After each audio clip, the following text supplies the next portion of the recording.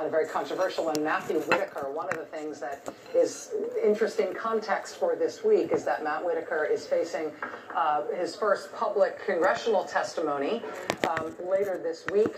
The congressman who is the chairman of the Judiciary Committee, Jerry Nadler, today was reported to request a subpoena for Matthew Whitaker just in case on the day of his appointed testimony on Friday, Mr. Whitaker chooses not to show up. We are also expecting confirmation hearings for Bill Barr, who would be the new Attorney General.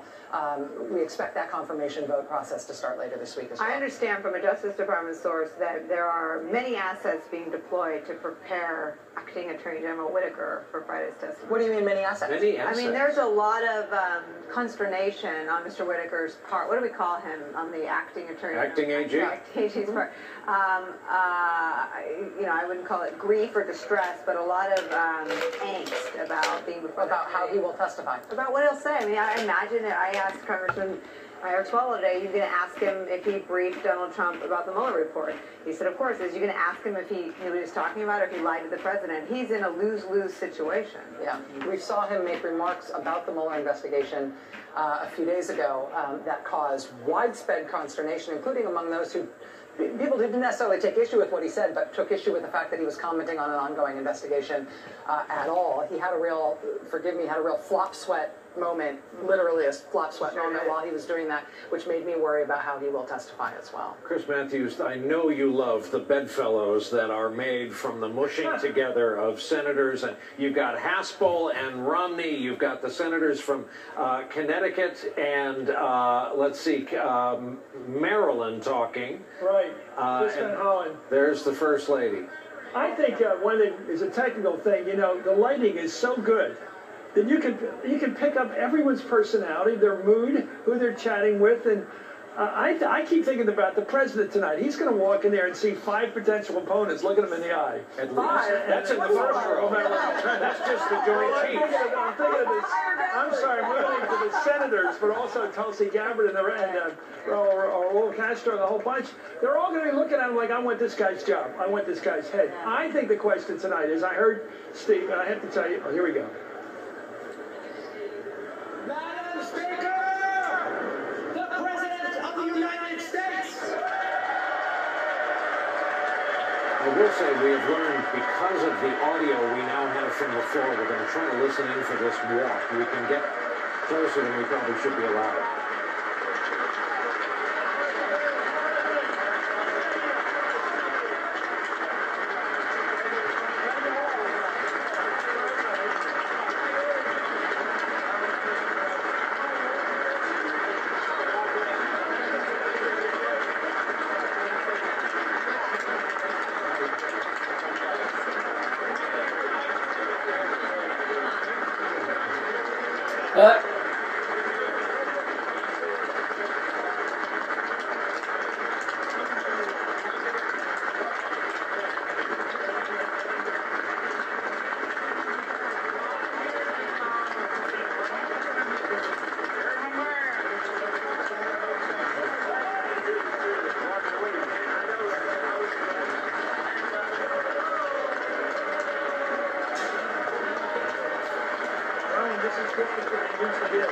There are no Democratic women. Sheila Jackson is historically always at that aisle. No one there. Didn't see Elliot Engel. Haven't seen any women or African Americans try to shake hands. A kissing alley.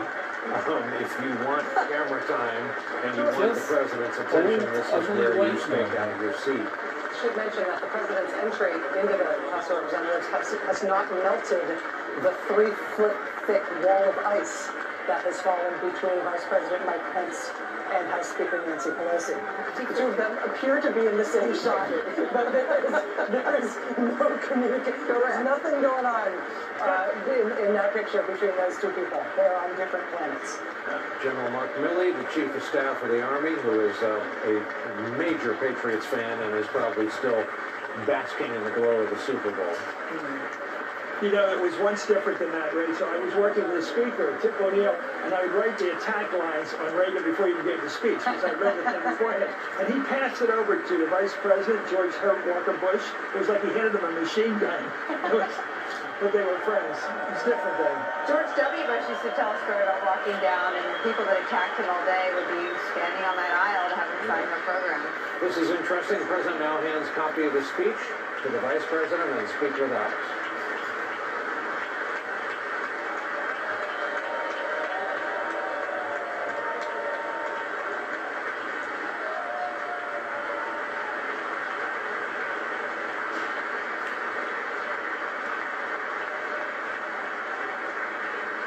After the president's remarks, we should mention that there will be a short break, and then a few minutes after the president concludes his remarks, we will have the Democratic response.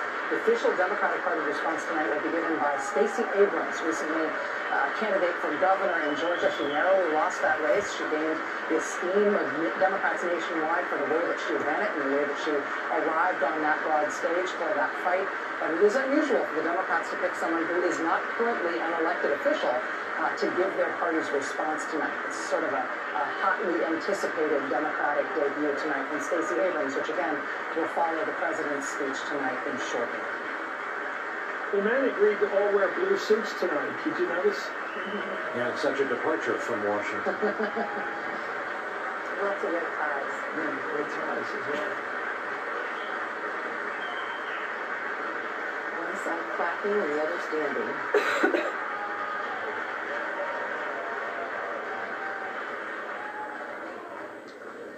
Thank you very much, Madam Speaker, Mr. Vice President, members of Congress, the First Lady of the United States,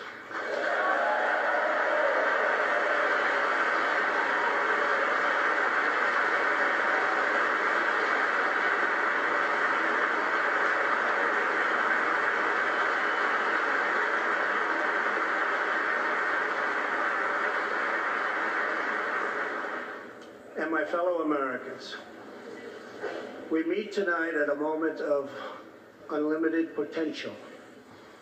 As we begin a new Congress, I stand here ready to work with you to achieve historic breakthroughs for all Americans. Millions of our fellow citizens are watching us now gathered in this great chamber, hoping that we will govern not as two parties, but as one nation.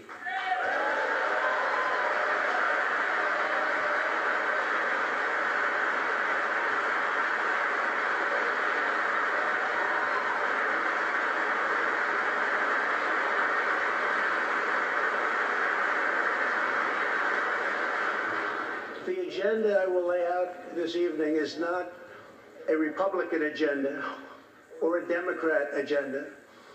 It's the agenda of the American people.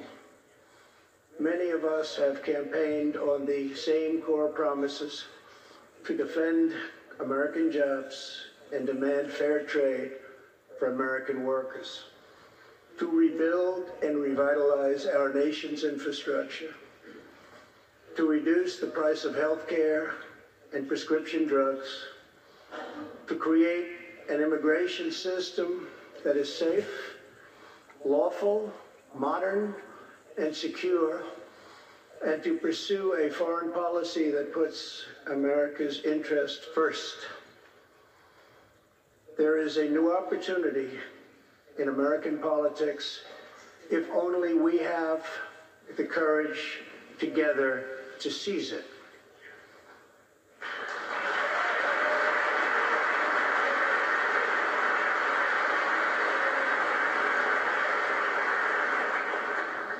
Victory is not winning for our party. Victory is winning for our country.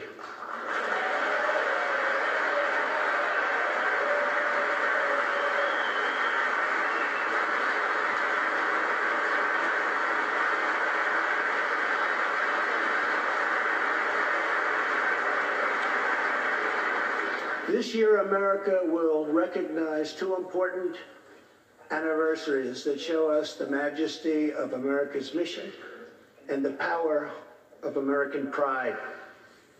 In June, we mark 75 years since the start of what General Dwight D. Eisenhower called the Great Crusade, the Allied liberation of Europe in World War II.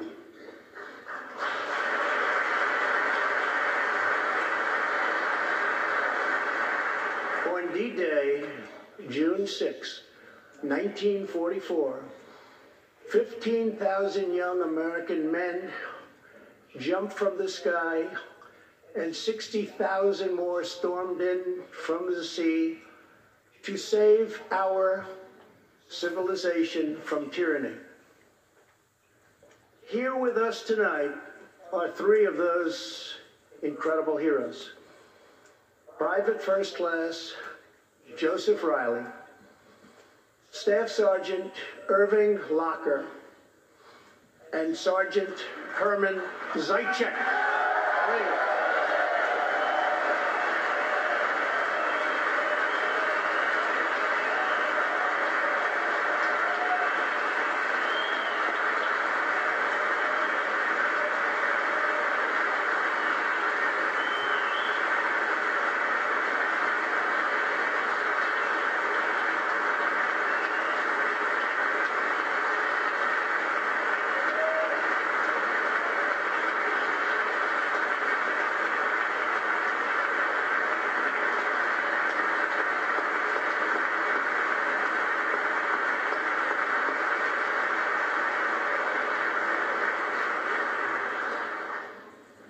Gentlemen, we salute you.